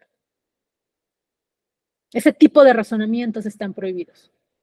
Porque lo que se sanciona, y por ejemplo, si tú ya sancionaste a una persona, cumplió su pena, esa conducta ya se sancionó, ya se reparó y no tiene por qué convertirse en una presunción de culpabilidad para casos futuros. Si no estás haciendo que la pena trascienda, y eso está prohibido constitucional y convencionalmente. Lo que se sanciona son las conductas en el momento. Y los antecedentes penales ya no son usados como presunción. En algún tiempo y por mucho tiempo se hizo, pero en este caso ya está proscrito. Lo que se sancionan, de nuevo, son conductas de cierta persona. Dice, algunos tipos penales tienen como agravante la reincidencia. ¿Ya se derogó? Dice Neyma. Fíjate, Neyma, eso es distinto, porque tú puedes considerar como un agravante la reincidencia, pero ya fue demostrado y la reincidencia es un agravante, no es una presunción de responsabilidad. O sea, no es un elemento para tener por acreditada la conducta. Son momentos diferentes. Tú estás de inicio, te someten a un proceso penal. Tienes derecho a aportar tus pruebas de descargo y la fiscalía las pruebas de cargo. En ese momento, la reincidencia no debe ser un elemento de valoración probatoria, por ejemplo. Pero si ya se demostró que fuiste responsable, entonces la reincidencia ya puede ser un agravante, pero ya se demostró el hecho. Y puede ser, es un momento diferente, la gradación de la sanción es un momento diferente a la acreditación de la conducta. Donde está proscrito es en la acreditación de la conducta. No lo puedes tomar como un elemento de prueba.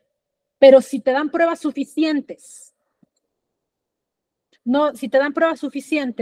para considerar que se acreditó una conducta, entonces ya puedes establecer agravantes.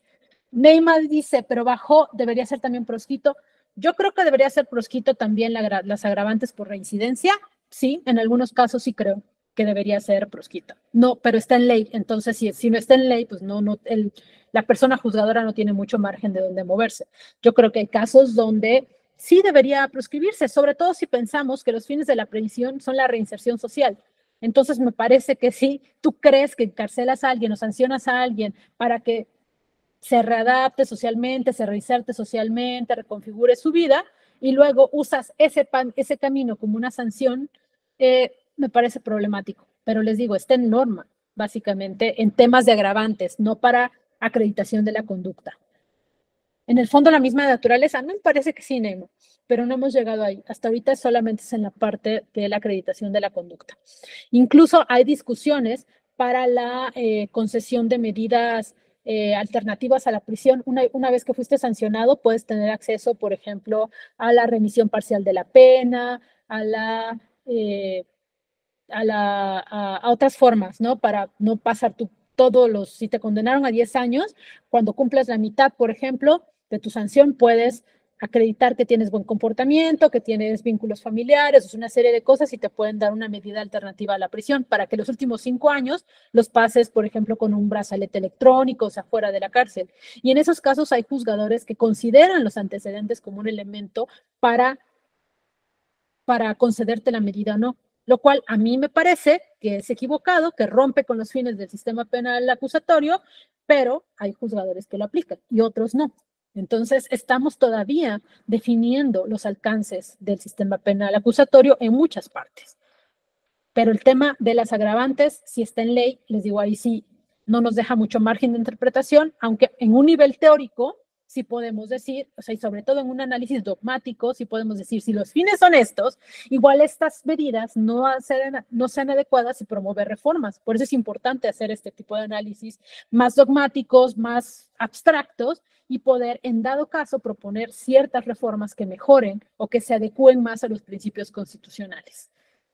No sé si con esto respondo, Nena. Espero que sí. ¿Preguntas, comentarios hasta aquí? Ok, gracias. Y les digo, ahora tenemos que pensar que también cuando hablamos de esto, ¿no? La sanción de las conductas, no de la persona, no personas buenas, malas. Esto es irrelevante para el derecho penal, o tendría que ser irrelevante. El carácter personal de alguien no tendría que ser relevante para el establecimiento de la probable responsabilidad, sino todo debería estar basado en evidencias de una conducta específica considerada como delito. También esa misma conducta puede tener consecuencias en otras áreas del derecho. Hay todo un sistema de responsabilidades donde el mismo hecho puede acarrear diferentes consecuencias jurídicas. Por ejemplo, si es una autoridad electoral que realiza una conducta prohibida por las leyes penales, también puede estar realizando, o sea, con el mismo hecho, una conducta prohibida por las leyes o las disposiciones internas de las instituciones electorales. Y por ese mismo hecho puede ser condenado, puede ser sujeto a proceso penal y a una responsabilidad administrativa, y son procesos independientes, paralelos, o sea, del mismo hecho pueden derivar diferentes procedimientos de garantía, tanto de naturaleza penal como de naturaleza administrativa, por el mismo hecho. ¿Pero por qué? Porque lo que se está protegiendo son bienes jurídicos distintos. Les digo, si se lleva el proceso penal, se está protegiendo el sistema democrático mexicano. Si se lleva por la vía administrativa, a lo que se está protegiendo es la buena administración pública. Son dos bienes distintos que se garantizan a través de procedimientos de diferente naturaleza.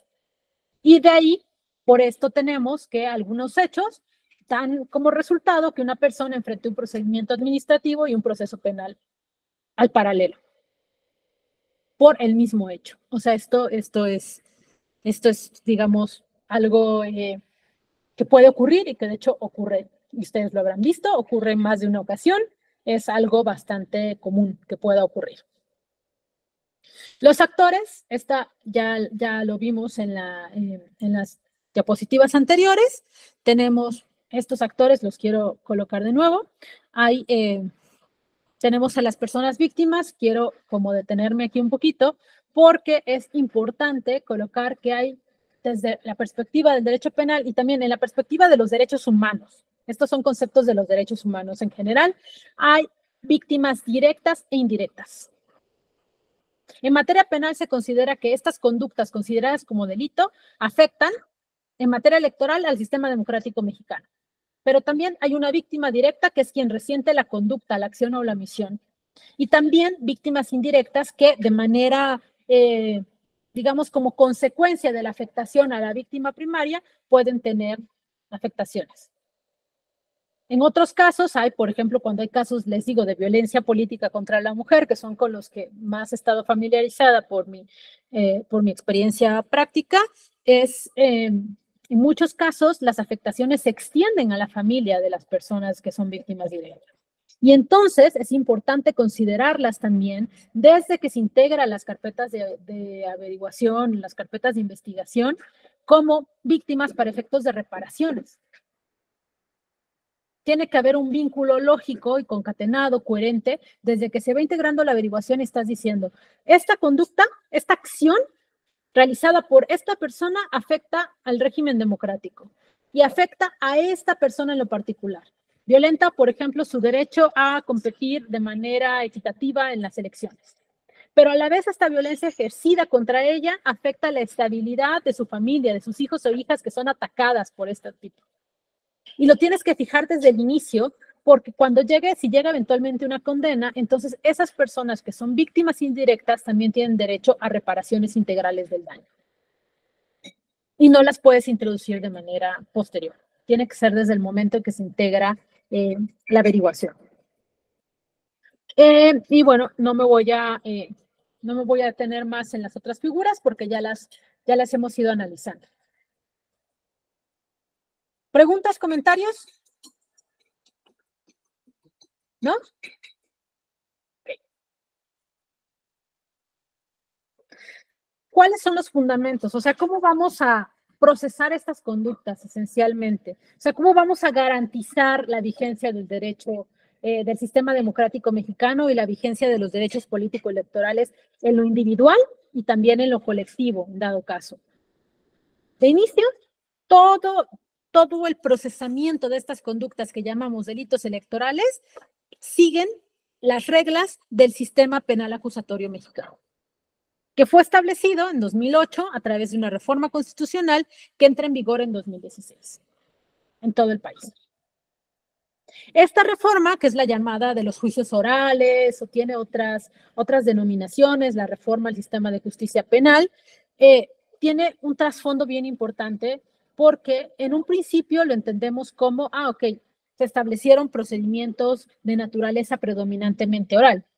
Pero la oralidad no es necesariamente o no es únicamente llevar audiencias donde las personas hablen, sino tiene principios y bases de diseño que cambian completamente la manera en la que se tramitaban este tipo de procesos en el pasado. En un pasado no lejano, o sea, estamos hablando antes de 2016 en algunos estados y en Chihuahua, en los primeros estados antes de 2008 incluso. En Chihuahua esto fue una reforma que nace en Chihuahua y de ahí se va extendiendo a otros estados, se hace una reforma constitucional, irradia y ahora es nacional. Y ahora vamos a ver de qué caben estos principios que son la esencia. Les digo, no son las audiencias orales, eso es una consecuencia de. Bien podríamos tener en los procedimientos predominantemente escritos, también hay audiencias orales, pero los principios y los fundamentos y los fines no son los mismos en los procedimientos predominantemente escritos que en los procedimientos predominantemente orales. Y ahora vamos a estoy dando clase. Perdonen, es que como estoy en casa. Entonces les digo, ¿cuál es el fundamento? ¿Cuál es el cambio de chip más profundo con el establecimiento del sistema penal acusatorio? El principio de presunción de inocencia como base fundamental de todo el engranado institucional y legal del sistema penal mexicano. Anteriormente, las reglas, instituciones penales funcionaban, operaban o estaban diseñadas a partir de una presunción de culpabilidad. Lo cual era terrible y por eso hubo una reforma importantísima, pero básicamente era todo estaba diseñado, todas las reglas estaban diseñadas para presumir que una persona presunta, considerada como presunta responsable de un delito, seguramente lo había hecho. Básicamente, en pocas palabras era eso. Y teníamos, por ejemplo, algunas presunciones legales ya establecidas, como la presunción de buena fe del Ministerio Público. ¿Ustedes escuchaban esta noción del principio de buena fe del Ministerio Público? ¿Lo recuerdan?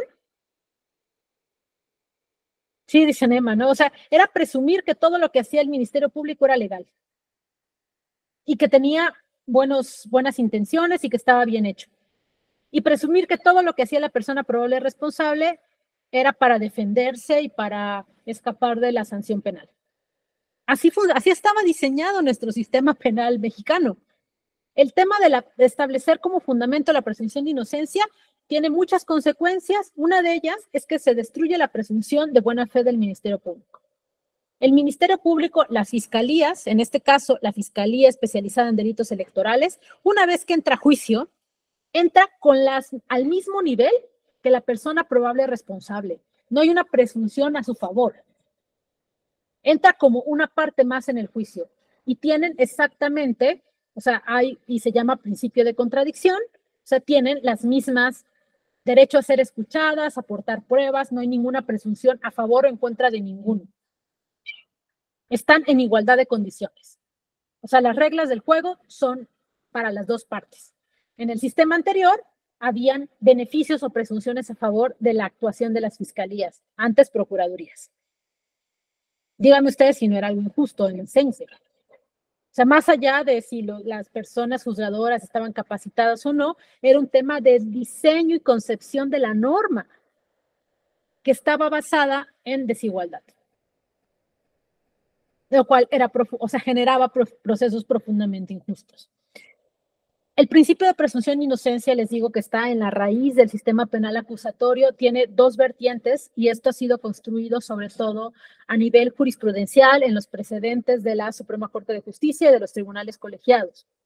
En particular en la primera sala hay un par de precedentes bien importantes y una línea jurisprudencial muy desarrollada sobre los alcances de la presunción de inocencia, o sea, ¿qué significa? Y lo que nos ha dicho nuestro máximo tribunal básicamente es la presunción de inocencia tiene dos manifestaciones, como regla de trato y como regla de juicio. Como regla de trato, la primera es cómo tú concibes a la persona. Y aquí entra precisamente lo que les decía anteriormente de la teoría del acto.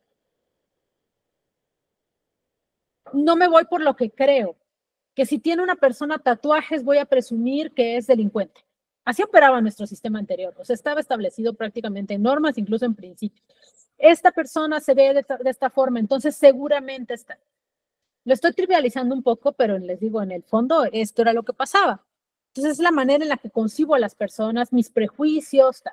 Esta persona puede tener 200 antecedentes penales, pero igual sí se reformó, o sea, si no tengo evidencia de que cometió este acto en particular, los actos cometidos en el pasado no son evidencia de que cometió este acto en el presente, que estoy analizando hoy. Sí, ahora voy, Nicolás, a la regla de juicio, porque como regla probatoria es como regla de juicio, Nicolás. Ese es el término que le ha dado la Corte. Entonces, les digo, como regla de trato es esta percepción que tienes de, son tres, dices, Nicolás, no, la regla, bueno, podemos discutirlo, Nicolás, si quieres, me compartes. Yo, hasta donde he estudiado e identificado en los precedentes de la Corte, la regla de juicio interviene dos elementos en la regla de juicio, la valoración probatoria y la interpretación normativa. Digamos, son dos subreglas de la regla de juicio, el principio de presunción de inocencia. Pero como en todo, les digo, yo estoy retomando lo que ha dicho los precedentes de la Corte, pero quizá hay desarrollo doctrinario u otros elementos que lo consideren tres y en lugar de decir son dos vertientes con la vertiente de regla de juicio con dos subvertientes, lo distingan, o sea, no lo descarto. Digo, hasta donde he estudiado son dos grandes vertientes, donde en la segunda se incluye la regla probatoria. Pero tú cuéntame más, por favor. Sí, maestra, digo, si se me permite, esto es, claro, obviamente, por le favor. comentaba que yo estoy en este momento haciendo esa transición para el derecho, juicio oral penal, y en una clase que nos dio el maestro Roberto Novio, este maestro es el licenciado Roberto Niembro. Sí. Que fue en aquel entonces, cuando fue maestro, hace unos meses, director de Relaciones Internacionales de la Corte. Y en la materia que le tocó a él darnos, nos presentó a estudio el amparo indirecto en revisión 5601/2014. Y ahí la Corte, efectivamente, la primera sala, como bien dice usted, analizó la presunción de inocencia a partir de 3 subtipos, si se me permite a mí decirlo, haciendo hincapié en lo que usted había expresado, y lo marca como regla de trato procesal, como regla de prueba, perdón, como estándar de prueba o regla de juicio, y como regla probatoria. Eso es lo que nos explicaba él, que estudiáramos en el amparo, porque ahí la Corte había expuesto, lo interesante de leer la ejecutoria es por qué nos dice la Corte, o cómo debemos de interpretar algunas cuestiones. Entonces, solo lo hago con la única finalidad de que vea que, o sea, no fue mi ocurrencia esto, sino que son las 3 vertientes que manejó la primera sala al definir las 3 vertientes de la presunción de inocencia. Repito, como una regla de trato procesal, como regla probatoria y como estándar probatorio o regla de juicio, que es la que usted comentaba. No tengo ninguna otra finalidad, sino solamente hacerle como una precisión. Si yo puedo estar en un error, pues también no, por supuesto. Eso, por solamente supuesto, Nicolás. Decir es, por ejemplo, la regla de trato procesal, el indiciado, el inculpado, el presunto responsable, siempre debe tener el trato de persona inocente.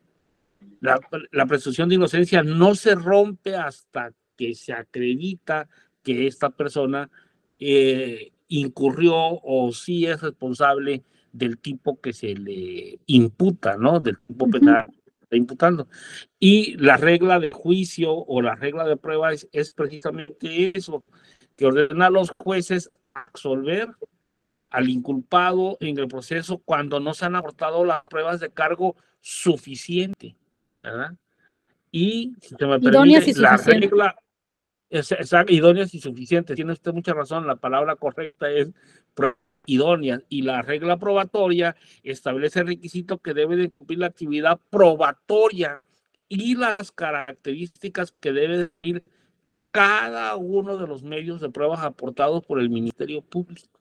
Solo esa era la única finalidad de comentarle, maestra, y que obviamente no, digo, estoy basándome en un amparo de la primera sala que nos dio a estudiar el doctor Roberto Niembro, y que sale a colación porque se toca un tópico sumamente importante, ¿no? Como es la presunción de inocencia. Solo es esa finalidad, maestra, y gracias. No, gracias a usted. Les digo, por eso, Nicolás, te pedía, dame eso, te digo, en lo que yo he estudiado de las decisiones de la Corte, muchas veces hace 3 categorías, pero en lo general, en la regla, digamos, en la desarrollo jurisprudencial, de acuerdo a mi criterio, son 2, pero también si ha hecho una de sentencia en particular, dice que son 3. Al final, lo importante es determinar que existen todos estos matices, que la Corte está trabajando y ha tomado criterios y ha establecido cuáles son los alcances del principio de presunción de inocencia. Te digo, realmente a mí, o sea, si me dices que son 3, de ningún momento pensaría que te lo estás inventando, sino un poco discutamos y veamos de dónde surge esta información. Y es interesante, y lo importante siempre es tener en cuenta cuáles son los fines y los alcances. Porque la presunción de inocencia, si lo dejamos así en términos amplios, puede ser todo y nada al mismo tiempo, ¿no? Lo que necesitamos saber es hasta dónde regula en una situación concreta. Y qué, sobre todo, obligaciones establece para las autoridades del sistema penal acusatorio. Sean autoridades ministeriales o sean autoridades judiciales como tal. Y lo importante en este caso es ver, y de aquí derivan reglas específicas, o sea, de estas dos divisiones, o tres, como dice Roberto Niembro a través de Nicolás, es que al final establece reglas específicas que derivan como las cargas probatorias, a quién le corresponde probar, a la parte acusadora. Y ese es el principio también, es una de las maneras en las que vemos aterrizada el principio de presunción de inocencia. Entonces, es fundamental tenerlo y ahora vamos a ver estos principios básicos. Les digo, hay unas reglas que se derivan de estos principios y que se convierten sobre todo en estándares de interpretación para determinar los alcances específicos de las reglas contenidas en el código, en tratados internacionales, en códigos procesales. O sea, estas son como nuestras bases y fundamentos. ¿Cuáles son los principios?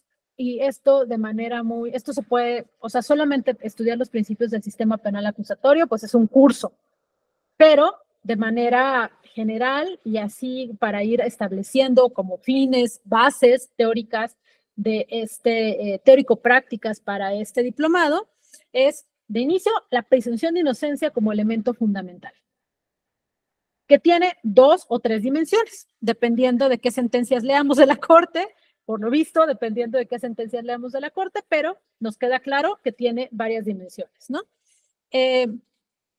Entonces, también este principio, otro de los grandes principios del sistema penal acusatorio es la publicidad, que tiene que ver con las audiencias, celebración de audiencias públicas, es así como se manifiesta, pero también el acceso a las carpetas de investigación en el proceso penal inquisitorio, como el titular de la acción penal era el Ministerio Público, tú como víctima directa o indirecta eras como secundaria al proceso. Es más, muchas veces las personas tenían que ampararse, o sea, las personas que habían sufrido las conductas tenían que ampararse para tener acceso a la investigación. El principio de publicidad tiene estas dimensiones en que lo que se protege con el sistema penal son de interés público, que a menos que haya condiciones que deban, por ejemplo, protegerse para garantizar que la investigación va a llegar a buen término, o sea, no vas a soltar todos los documentos de la investigación y al final eso va a permitir a las personas responsables escapar, ¿no? Pero sí se da la información que sea necesaria para que la ciudadanía sepa cómo se integró las carpetas de investigación, sobre todo las personas víctimas directas e indirectas tengan acceso a las carpetas y también podamos tener acceso a las audiencias.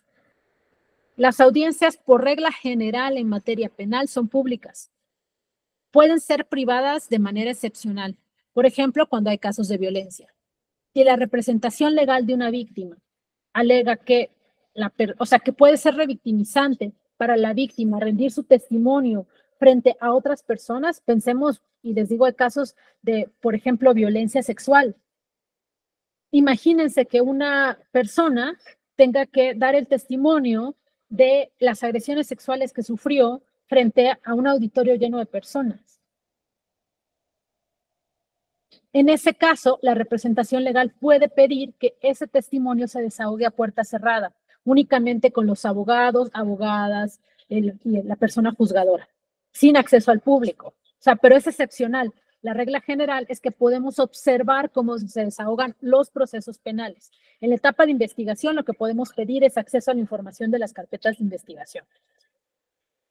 La inmediación, que es esencial y que se garantiza a través de la presencia de la persona juzgadora en todos los actos procesales.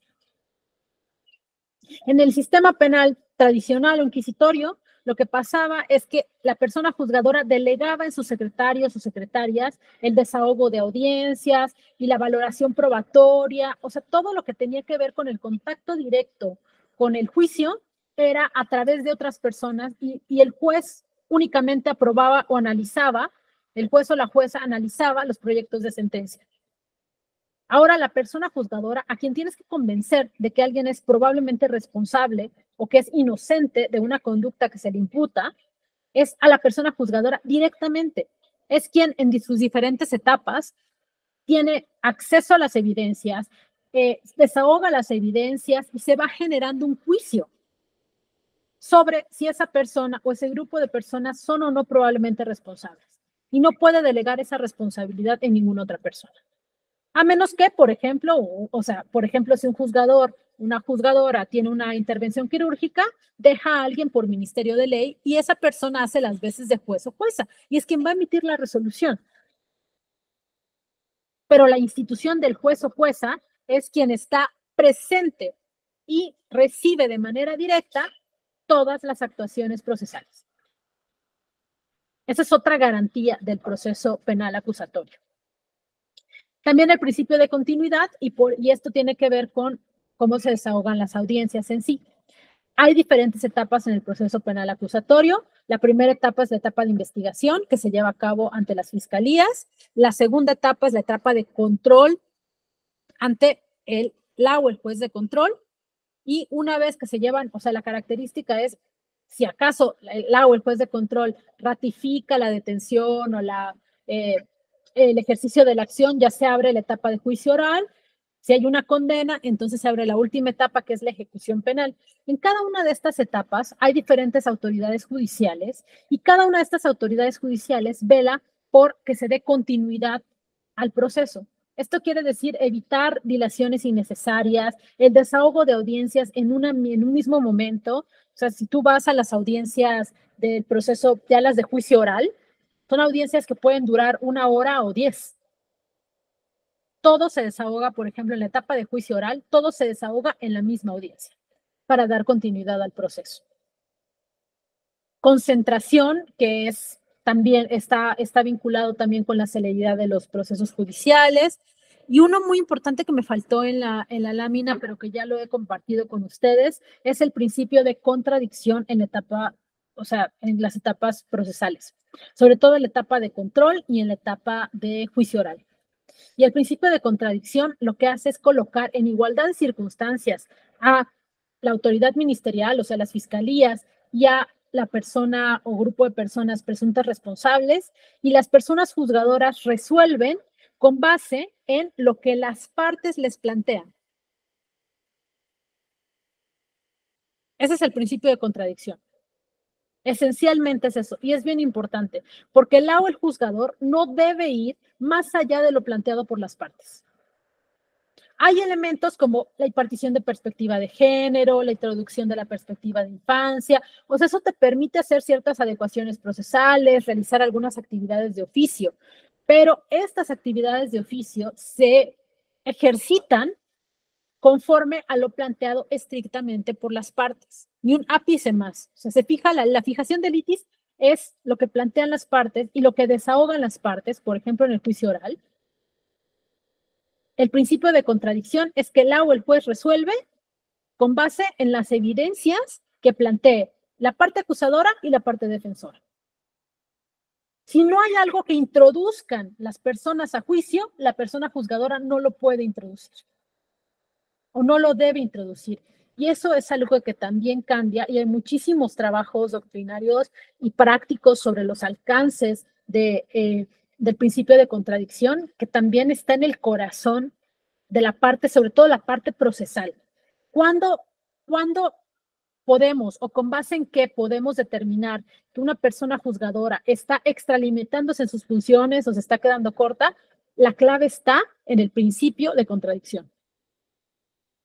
Las pruebas para mejor proveer, Neymar, en el proceso penal acusatorio no hay pruebas para mejor proveer. Sí hay, o sea, y esto quiere decir, o sea, no hay pruebas para mejor proveer en términos procesales generales. Sí hay obligaciones de oficio de acercarse de pruebas, por ejemplo, en el control, en la audiencia de control. Si tienes a una persona, mujer, acusada yo he visto esto, ¿no? Como en delitos que tienen que ver con microtráfico de drogas. Y esta persona alega que ella es perteneciente a una comunidad indígena que no sabía que estaba transportando una maleta con droga, que además fue obligada por su marido, y puedes alegar que, o sea, puedes identificar que hay una relación de poder por razones de género en este caso, entonces la persona juzgadora sí se puede allegar de pruebas de manera excepcional, pero es a través de la aplicación de la perspectiva de género, porque los elementos para juzgar con perspectiva de género le establecen al juzgador como obligación de oficio que debe recabar pruebas para determinar el contexto objetivo y subjetivo de la persona. Entonces, si lo alega de esta manera, es viable que pueda allegarse de pruebas que no fueron planteadas por las partes.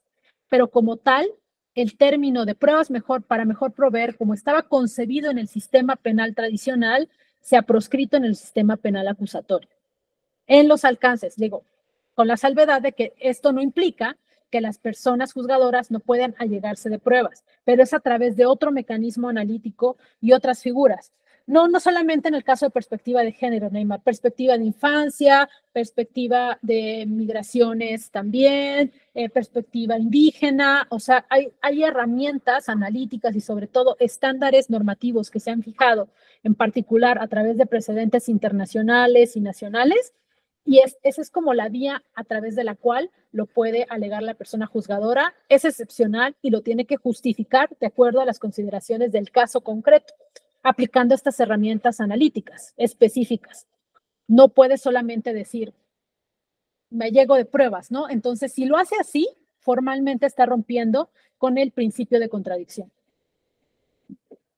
Formalmente, si solo lo anuncia así como necesito mayores evidencias porque no puedo resolver. O sea, la persona juzgadora debe resolver conforme a lo planteado por las partes. Si hay alguna obligación específica derivada de estos mecanismos analíticos específicos, les digo, perspectiva de género, infancia, personas indígenas, o sea, esto lo tiene que argumentar a través de esos mecanismos para que no se considere una transgresión del principio de contradicción. Y es algo bien delicado. O sea, sí requiere un esfuerzo adicional de las personas juzgadoras. ¿Cómo vamos? Ya terminamos, se los prometo. Ya sé que ya avanzamos. Vean, me voy rapidísimo con esto. Este es un caso que les quería poner como ejemplo. Podemos analizarlo. Es un amparo directo 307/2020. Y es un poco como para determinar todos estos elementos que hemos planteado, ¿no? Aterrizarlos, les puedo compartir la presentación y ustedes, por supuesto, pueden ver todos estos conceptos y elementos a través de este amparo directo, ¿no? El objetivo, no vamos a tener tiempo de aterrizar en este ejemplo, pero el objetivo era analizar cuál era el bien jurídico tutelado, las partes involucradas, la acción. Sí, les comparto a través de la escuela electoral, les comparto la presentación que tiene todas las ligas y demás. Entonces, el objetivo de esto, y ustedes lo pueden hacer tomando el ejemplo y decir, a ver, estos son las partes, esto es el proceso, estos son los principios, eso era el objetivo de esta diapositiva. Y finalmente, pues las etapas también las tienen acá. Se las fui contando como un poco de manera general por el tiempo, pero ustedes tienen acá todas las etapas descritas de lo que implica el proceso penal acusatorio. Etapas y subetapas, con sus reglas para que las puedan observar o los elementos principales. Voy a dejar de compartir la pantalla un momento, a ver, para que podamos despedirnos. Listo. Vean, pues hemos llegado así al final de nuestra sesión. Perdón por extenderme en el tiempo. Espero que haya sido de utilidad esta sesión. Perdón que no pueda estar en la siguiente, pero cualquier cosa, tienen mis datos en la presentación, tienen mis datos, me pueden escribir. Ojalá haya sido interesante, hayan encontrado algunas cosas que al menos, les digo, les hayan hecho disentir, porque solamente cuando podemos no estar de acuerdo, cuando podemos contradecirnos, cuando podemos dialogar, es cuando comenzamos realmente a adquirir el conocimiento. Entonces, ha sido un placer conocerles y realmente espero que hayan encontrado provechosa esta sesión y les auguro lo mejor para las siguientes sesiones del diplomado, que lo disfruten mucho, tendrán excelentes participaciones como ustedes ya saben, y y ojalá esta sesión abone para el diplomado en general, pero también para sus intereses personales, profesionales, académicos, y muchas gracias. Ha sido un placer. Cuídense mucho, nos despedimos y les mandan la presentación a través de la Escuela Judicial. Gracias. Muchas gracias, doctora. Buenas noches.